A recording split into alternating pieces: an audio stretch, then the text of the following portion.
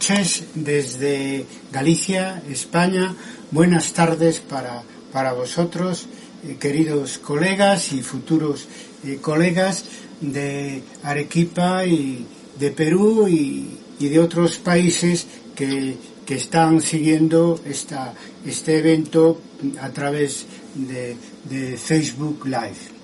Bueno, agradecer en primer lugar a la Asociación Peruana de Estudiantes de Historia y a la Universidad Nacional de San Agustín la invitación para participar en este evento con mi conferencia, muy especialmente mi agradecimiento para el profesor Cesario Benavente, que me ha antecedido y que ha tenido una enorme paciencia para, como suele suceder, para organizar estas cosas, ajustar todo y para que el resultado finalmente sea, como ya lo es, feliz. En 1994, un trabajo mío posterior, casi como conclusión del primer Congreso Internacional de Historia y Debate, ese trabajo se titulaba La historia que viene. Yo afirmaba lo siguiente: el futuro de la historia está condicionado con lo que se preocupe la historia por el futuro. Usamos, como veis, la doble acepción del término historia, ¿no? Como la historia que se vive y también como la historia que se escribime, que investigamos y que enseñamos los profesores de historia y los historiadores. Ambas historias, la que vivimos y la que escribimos, están muy relacionadas, siempre lo han estado, pero en este inicio del nuevo siglo XXI están más relacionadas que nunca. Yo no sé si vosotros tenéis la misma sensación que tengo yo de que el futuro se acerca en la segunda década del siglo XXI de una manera acelerada a nosotros, a nuestro presente. ¿Qué quiere decir eso? Pues que el presente inmediatamente se hace pasado. A mí me gusta hablar de esta aceleración del tiempo presente, poniendo el ejemplo estos días o estas semanas de Donald Trump, ¿verdad? Lo rápido que pasamos de un presente funesto para los Estados Unidos y para el mundo en general y se transformó en un pasado que ya parece, afortunadamente, mucho más lejano. En ese contexto de aceleración histórica nos estamos moviendo, sabiendo además que el futuro que tenemos es ignoto. Nadie sabe a dónde vamos. Y no hay mejor prueba, por tanto, de hasta qué punto estamos viviendo cambios históricos profundos. Nos podemos preguntar si la historia cambia también su manera de escribir ese pasado, y yo me atrevería a decir este presente que pasa tan rápido, si la historia, es decir, la historiografía, cambia también. Creo que no tanto como desearíamos. Fijaros, en estos 30 últimos años hemos ido de sorpresa en sorpresa. Hemos vivido una sucesión de acontecimientos de ruptura, casi en su totalidad imprevistos. Y además hemos adquirido un hábito muy presentista de cada vez que vivimos un acontecimiento fuerte, decimos que hay un antes y un después. Después nos olvidamos de lo que dijimos antes cuando tenemos que enfrentar un acontecimiento de ruptura, como digo, de los que se están sucediendo continuamente en estas 3 pasadas décadas. Realmente tenemos memoria de pez, y ahí es donde el historiador tiene que jugar su papel, encadenando todos esos acontecimientos con los procesos de fondo y la intervención de los sujetos sociales, de los sujetos políticos, y dar un sentido de futuro a un futuro que hoy por hoy no tiene sentido, que parece no tener sentido. Me refiero, cuando hablo de estos 30 últimos años, a los acontecimientos que se han sucedido desde la caída del muro de Berlín hasta la gran pandemia que todavía estamos sufriendo, pasando por la globalización y la antiglobalización, la crisis económica del año 2008 y la gran recesión que vino después, los movimientos de los indignados, el COVID-19 y sus consecuencias económicas, otra gran depresión, igual no, superior a la que sufrimos a principios del siglo pasado, en 1929. Y no sabemos, decía, lo que viene mañana, porque en este inicio del siglo XXI lo que podemos verificar es que las ciencias sociales están en cuestión. Y la historia, para los que creemos que la historia es una ciencia social, también está en cuestión. Porque estamos en un nuevo siglo, en una nueva sociedad, y nos preguntamos dónde está el nuevo pensamiento adaptado a los tiempos presentes, que nos ilumine cara al futuro. Más bien lo contrario, más bien desde la caída del muro de Berlín hemos marchado hacia atrás como los cangrejos hasta el siglo XIX o antes del siglo XIX, con el neoliberalismo, la vuelta al mercado que gobierna el mundo. Afortunadamente, el neoliberalismo ha sufrido una herida de muerte con el COVID-19 y sus consecuencias, que demostraron que el mercado no puede regular la vida y la humanidad, que tienen que ser las instituciones públicas quienes hagan frente a los problemas que tiene la humanidad.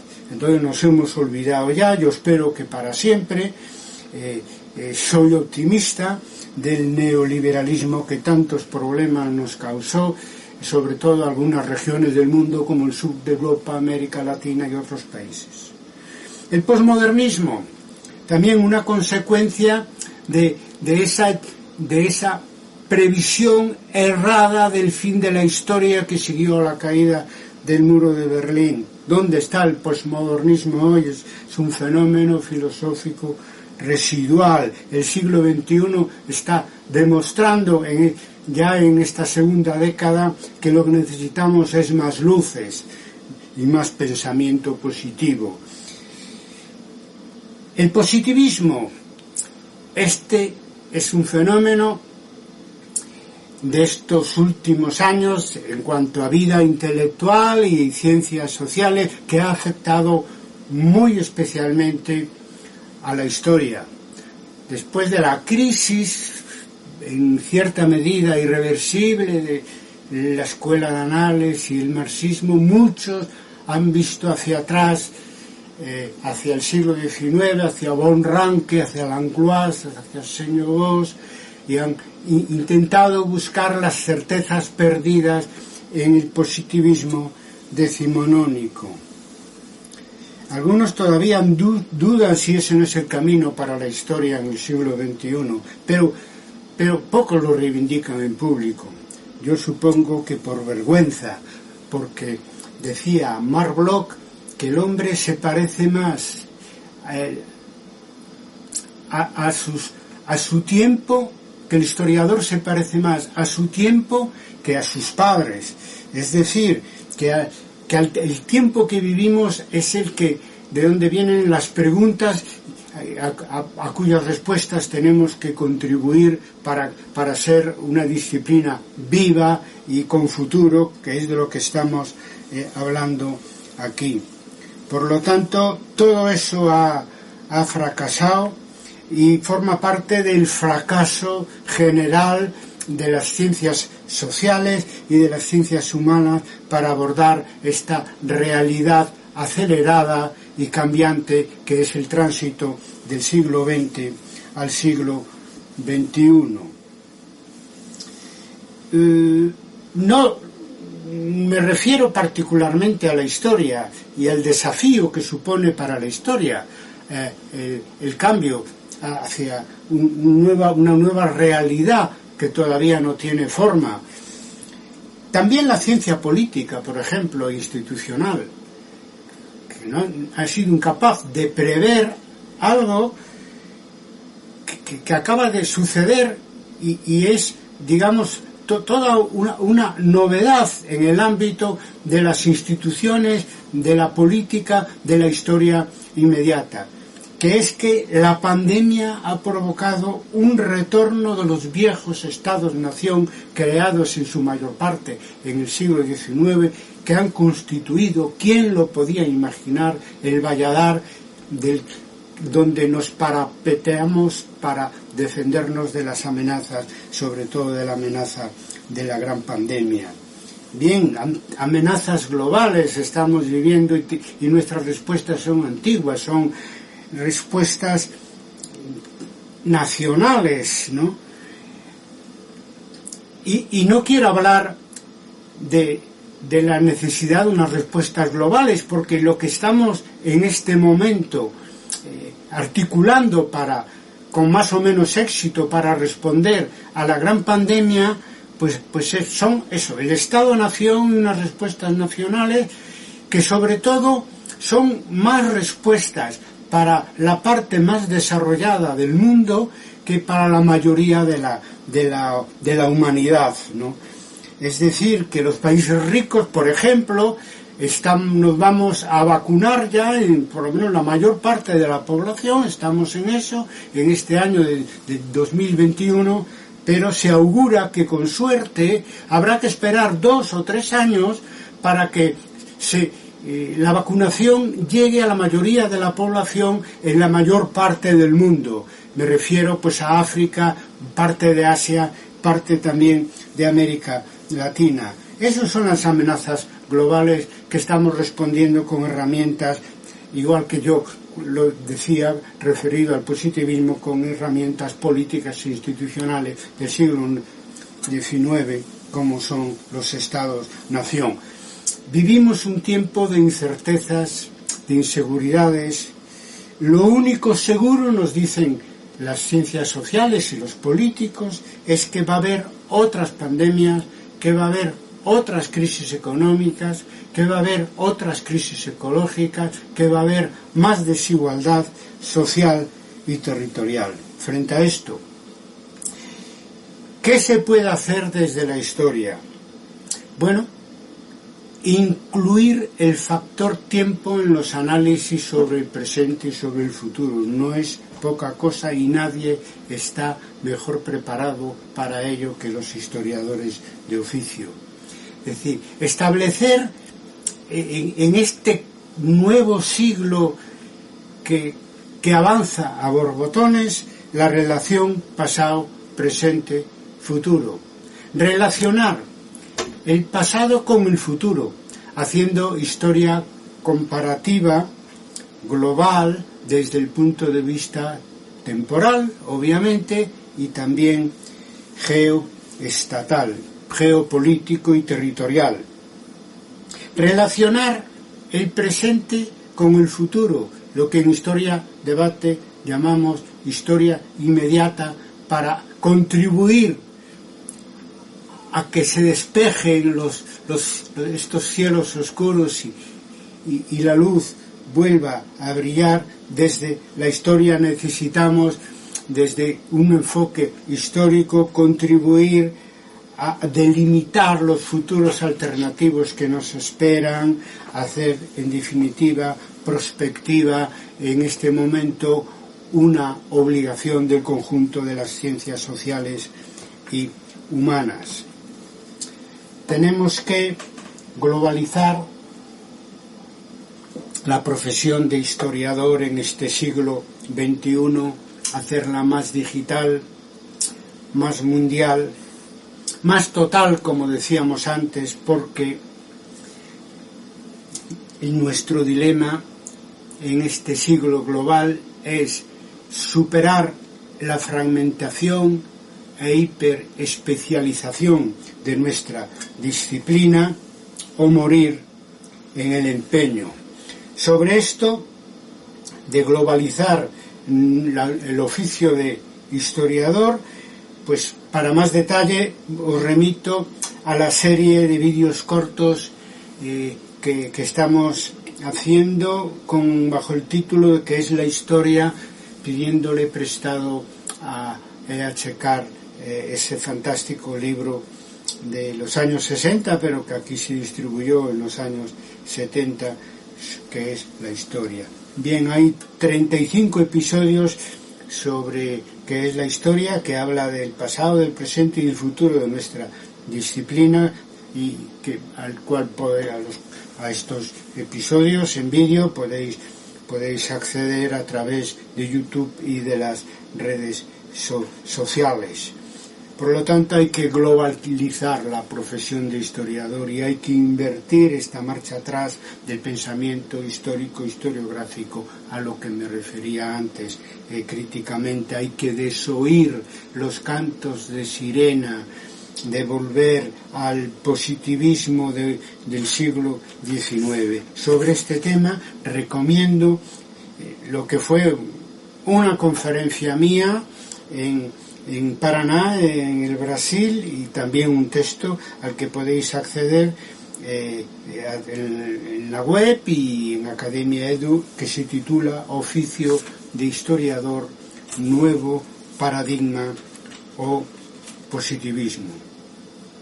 En fin, hablamos de qué se puede hacer desde la historia. Cargarnos de razón histórica, historiográfica y ética profesional adecuada a los tiempos turbulentos que nos toca vivir. Desde Historia Debate practicamos una historiografía de valores universales que recomiendo porque dan sentido a nuestra profesión, le dan eticidad a nuestra profesión y además es más fácil hacer historiografía de valores en este siglo XXI que lo fue en el siglo XX. ¿Por qué digo esto?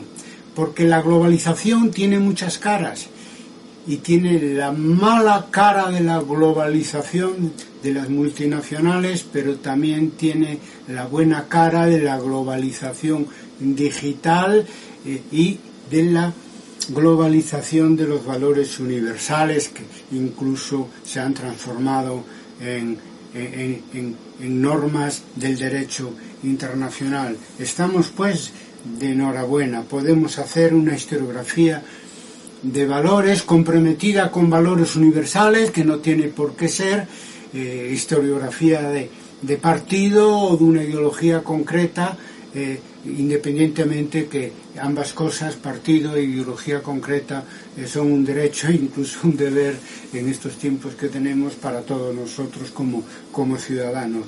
Pero la historia tiene que demostrar su utilidad, tenemos una responsabilidad ante la sociedad. Esta sociedad convulsa nos necesita, igual que necesita el conjunto de las ciencias sociales, y eso hay que hacerlo desde una ética profesional, desde una ética de valores universales. Si acaso el valor universal que yo considero más importante en general para la sociedad y muy en particular para la historia como disciplina social es la idea de progreso. Es decir, la historia como ciencia social no existiría sin la idea de progreso. la necesitamos, no solo la idea, sino la voluntad de progreso. Y la necesitamos en ciencias sociales y en ciencias humanas, y la necesita más todavía aún que nosotros la sociedad sufriente, aquellos sectores de la sociedad que sufren la globalización en sus aspectos más negativos, la desigualdad social en sus aspectos más tremebundos, ¿no?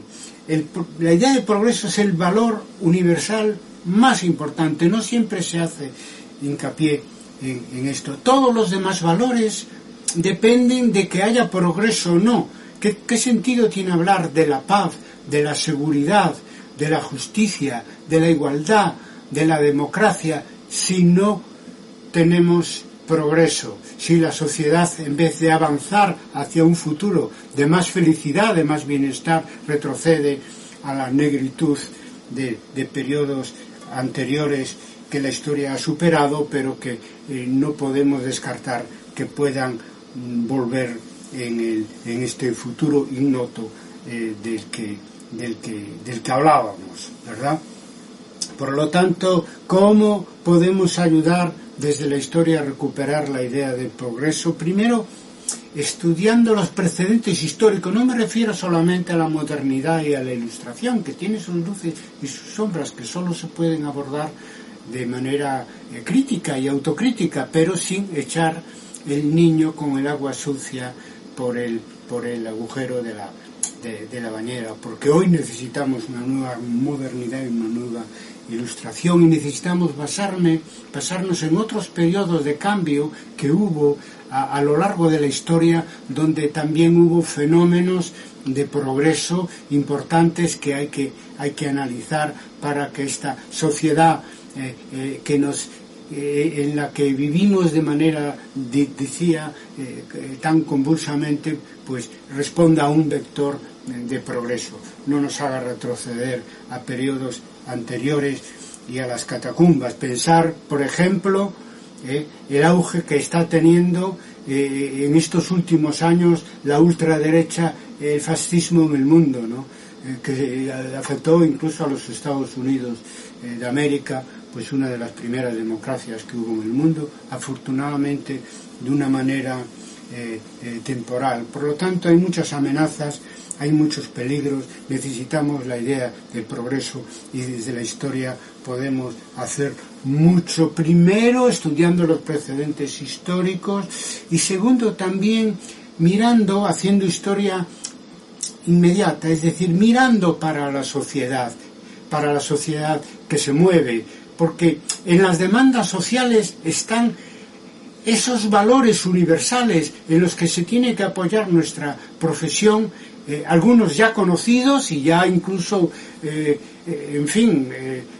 normativizados desde el punto de vista del derecho, como es la defensa de los derechos humanos, y otros que están en formación. Tenemos que mirar a la sociedad de nuestro tiempo, para saber cómo orientar nuestra disciplina desde el punto de vista de los valores, olvidándose ya, obviamente, de ese mito positivista de que la historia no es una especie de actividad notarial y no tiene nada que ver ni con nuestro tiempo, ni con los valores de los historiadores, lo cual elimina también el valor principal, que es de nuestra profesión, que naturalmente pues es la fidelidad a la verdad histórica, que constituye nuestro objetivo, el objetivo central de nuestras investigaciones. Yo creo que es muy útil para esta situación de tránsito que vivimos a una nueva sociedad, que no sabemos cómo va a ser, solamente que va a ser global y poco más. Podemos hacer otra cosa, hacer una comparación de la transición histórica que estamos viviendo con otras transiciones históricas, muy rápidamente. Entiendo por transición histórica, lo entiendo en un sentido amplio, ¿no? Es decir, cambios más o menos profundos que se han podido dar en la historia, tanto normalmente en varios campos a la vez, lo económico, lo social, lo político, lo cultural y lo mental. Lo primero que llama la atención es que cada vez esas transiciones de un tipo de sociedad a otra tardan menos en ejecutarse. Es decir, por ejemplo, el tránsito de Roma a la Edad Media duró siglos, como sabemos, ¿no? Sin embargo, ya el tránsito entre la Edad Media y la Edad Moderna, o entre el antiguo régimen y la historia contemporánea, ya duraron décadas, años.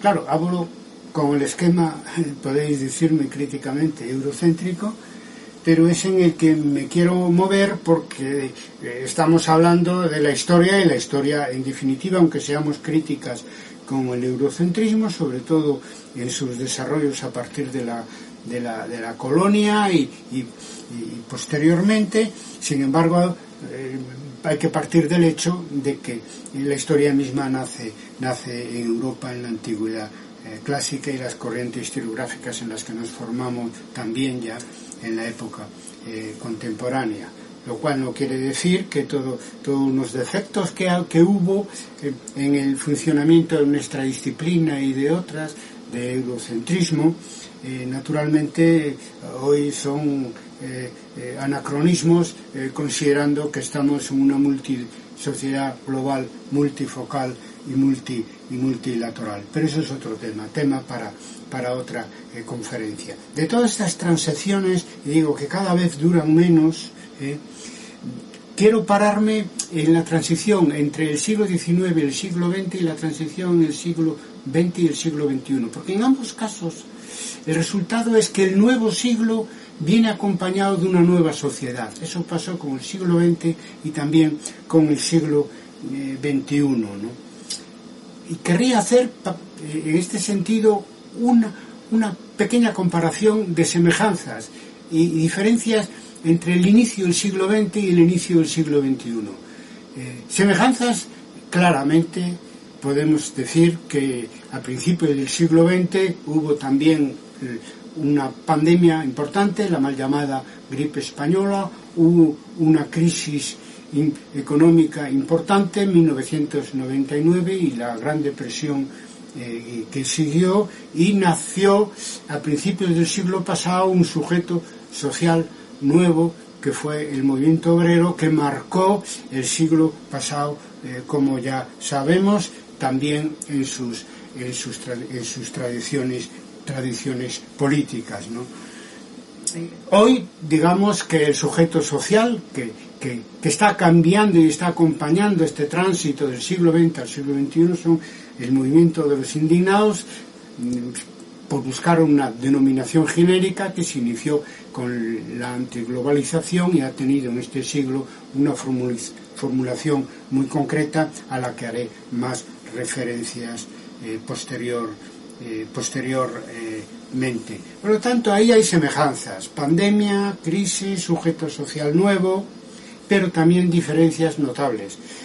A principios del siglo XX hubo una gran guerra y una revolución rusa que marcó todo el siglo, seguida por otras revoluciones de sentido socialista en Europa y en otros lugares del mundo. Revolución violenta, insurreccional en todo caso, y esta violencia que acompañó a las guerras y a las revoluciones en el siglo pasado, desde su inicio, no se da en los inicios del siglo XX. En mi opinión, afortunadamente, quiero decir que eso es un avance civilizatorio, de que los cambios se estén dando con un relativo pacifismo, y para los que optamos o apoyamos que como una necesidad las transformaciones sociales profundas, etcétera, pues este siglo en el que estamos pues ha alumbrado esa posibilidad, una vía democrática, el socialismo, que había soñado y murió Salvador Allende, y murió por ello, ¿verdad? Y que ha sido una realidad en la América bolivariana, con sus más y con sus menos, pero una realidad. Se demostró que también los de abajo pueden, por la vía electoral, ganar los gobiernos y hacer profundas reformas de la sociedad y de la economía y de la política. Eso es nuevo, eso no existía en el siglo pasado. Hoy en día, en este comienzo del siglo XX, estamos en la segunda década, tenemos un problema de aceleración histórica al que he hecho referencia y que supone un reto para las ciencias sociales porque vamos en retraso, vamos detrás de los acontecimientos, no delante de los acontecimientos. Por eso tenemos que continuamente estar hablando siempre de que no previmos esto, que no previmos lo otro, porque la aceleración histórica pues nos deja atrás, por detrás de los acontecimientos. Por eso decía al principio que no sabemos a dónde vamos. Las previsiones, si es que hay algunas, están fallando de una manera muy evidente. Entonces tenemos un problema en el siglo XXI de aceleración histórica y de complejidad histórica. Estamos viviendo un desarrollo de las fuerzas productivas inédito, tanto en ciencia básica como en ciencia aplicada y tecnología. Nunca antes en la historia de la humanidad se ha visto en tan poco tiempo tantos avances científicos, tecnológicos que cambian la vida humana y la vida en sociedad y el mundo, ¿no? Eso continuará. En principio no tiene límites el desarrollo científico y el desarrollo tecnológico. Si hablas con los científicos que reflexionan, además de investigar empíricamente, que son muchos los que reflexionan, además de investigar empíricamente, te dicen que no ven límite.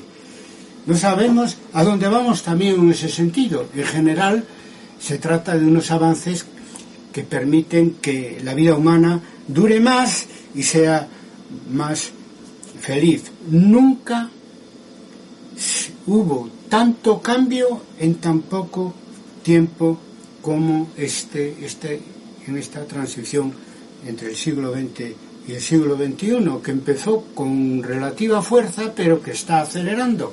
En la segunda década estamos avanzando más que en la primera década de este nuevo siglo. Por lo tanto, tenemos un problema de aceleración histórica como reto para las ciencias sociales y para la historia, y también un problema de la dimensión del problema, si se me permite la redundancia, el tamaño del problema de organizar esta nueva sociedad que está generando la aceleración de las fuerzas productivas es enorme, porque se trata de que hay de organizar una sociedad global y total, porque en el sentido de que lo que está cambiando no es solo la economía, sino cambia la economía, la sociedad, las costumbres, la política, todo al mismo tiempo, la movilidad, la comunicación entre las personas, ¿no?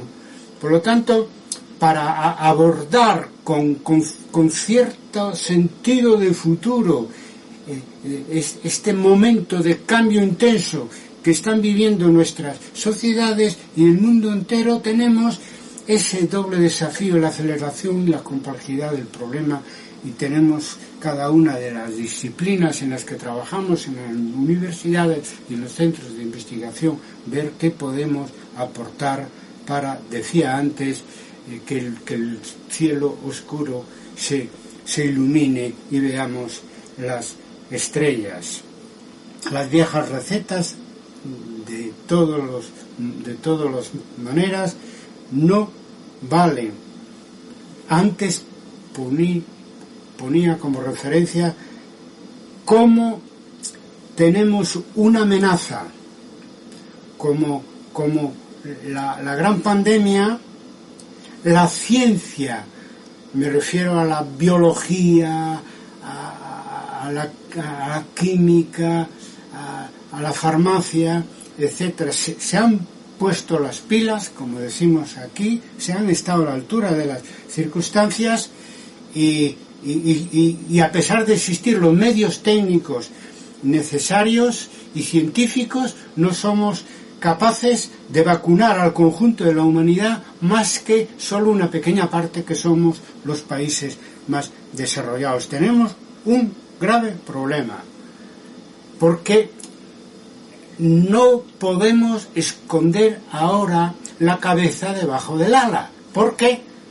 Porque simplemente, y el mejor ejemplo que tenemos es el COVID, el hecho de que se resuelva el problema y se llegue a lo que se llama la inmunidad de rebaño en los países económicos más importantes de Europa, América del Norte y Asia, etcétera, no margina el problema, no lo reduce a algo mínimo como una gripe que cada año habrá que vacunarse para ella, porque la mayoría de la población seguirá sin poder vacunarse durante unos años, lo cual quiere decir que la ciencia no es suficiente y lo que está fallando pues es la política, y también tenemos nuestra parte de culpa las ciencias sociales y en lo que nos pueda competir a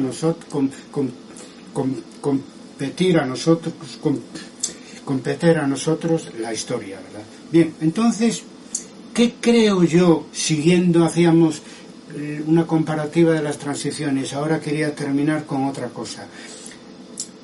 Pensar históricamente el presente con intención de futuro, ¿qué quiere decir? Quiere decir fijar la atención en los brotos verdes, es decir, en lo nuevo que nace en medio de lo viejo. Lo aprendimos investigando las transiciones pasadas, cosas que eran poca cosa al principio, se me permite la repetición de palabras, que era poca cosa y en realidad eran un índice de futuro, es decir, estaba anunciando el futuro. Yo, por si me lo permitís, pondré un ejemplo de casa. ¿Quién podía pensar el 15 de mayo del año 2011 que una manifestación de jóvenes contra las consecuencias de la crisis del 2008 y las políticas que se aplicaron, que se manifestaban en Madrid,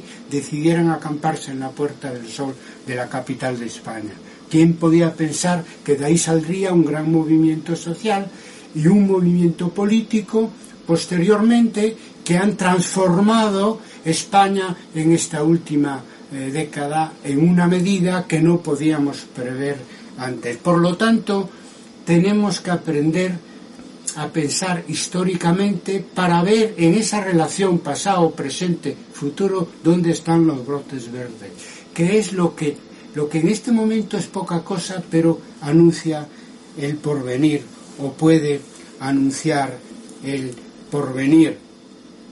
Bueno, primero, como ciencia social, tenemos que seguir la estela de las ciencias físicas, de las ciencias naturales, de las ciencias digitales. Desde Historia Debate hemos recopilado estos últimos años, nuestro primer congreso fue en el año 1993, pues aquellas novedades historiográficas que nos parecían que se adaptaban más al tránsito que ya se veía venir en ese momento hacia una nueva sociedad, hacia un nuevo siglo, lo que llamamos nuevo paradigma historiográfico, a lo que ya he hecho referencia, ¿no? Tenemos base social, ya no digo para una nueva historia, porque la nueva historia era la escuela de Anales, el marxismo, el neopositivismo, y eso es el siglo XX, estamos en el siglo XXI. Para una novísima historia histórica, novísima historia del siglo XXI, tenemos una base social, es decir, tenemos una generación de jóvenes que puedan hacer otro tipo de historia diferente a la que se hizo en el siglo XXI, en el siglo XX, sin hacer tabla rasa, naturalmente, de las vanguardias del siglo XX, al menos eso es lo que nosotros defendemos. Yo creo que sí, es el movimiento que llamamos de los indignados, formado en su mayor parte por estudiantes y egresados de nuestras universidades y también estudiantes y egresados de historia de nuestras universidades. Hubo dos oleadas de los movimientos de los indignados. La primera nace el año 2011 en Túnez, salta a Europa y después a Estados Unidos, ocupa Wall Street, como ya sabéis, y la segunda oleada la estamos viviendo ahora y la estáis protagonizando vosotros. En América Latina. En América Latina no hubo, como en una gran parte del mundo, también en Asia, manifestaciones de ese movimiento de los indignados de hace 10 años, pero sí las está viendo ahora. Concretamente en Chile, en Perú, en Colombia. Cuando hablo de ahora, me refiero a prácticamente ahora mismo. En Chile hubo en el año 2011 un movimiento estudiantil muy poderoso en favor de la educación pública, que coincide en el tiempo con el movimiento de los indignados en el resto del mundo y que anunciaba el porvenir, a lo que me refería yo de los brotes verdes. Anunciaba el porvenir, porque en el año 2019 hubo una revuelta social y ahora está inmerso Chile en un proceso constituyente inaudito que demuestran que una democracia participativa es posible.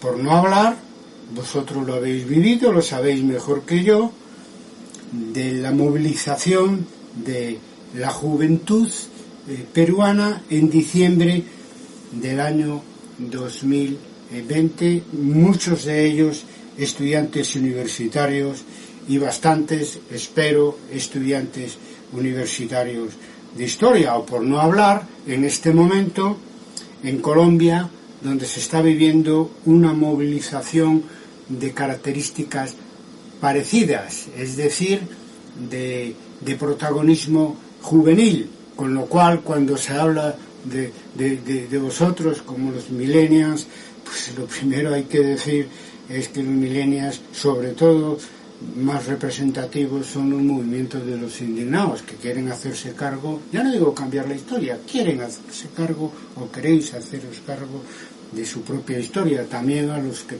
pertenecimos a la generación del 68, pues en fin, se nos reconoció como generación, digamos, bastante después, y muchos que vivieron aquellos hechos como nosotros no participaron o estando fuera del ámbito en el que se dieron aquellos acontecimientos, universidad, etcétera, pues no supieron ver aquellos brotes verdes. Busquemos los brotes verdes.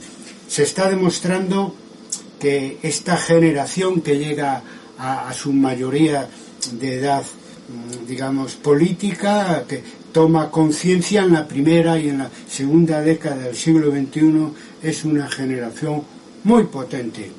Yo creo que es una nueva generación vitalmente preparada para hacer la historia del siglo XXI.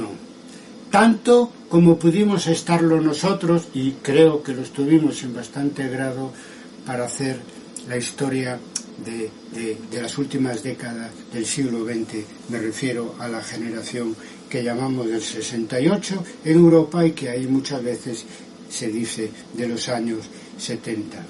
En fin, si tenemos que contribuir y tenemos que aportar brotes verdes, nuevo paradigma historiográfica, movimiento de los indignados, pues ahora, si hablamos de un futuro de progreso, yo quiero terminar mi conferencia haciendo referencia a una idea que ahora anda por ahí y es muy importante, porque siendo una idea político-institucional, al mismo tiempo nos puede dar un horizonte de futuro que hoy por hoy nos falta.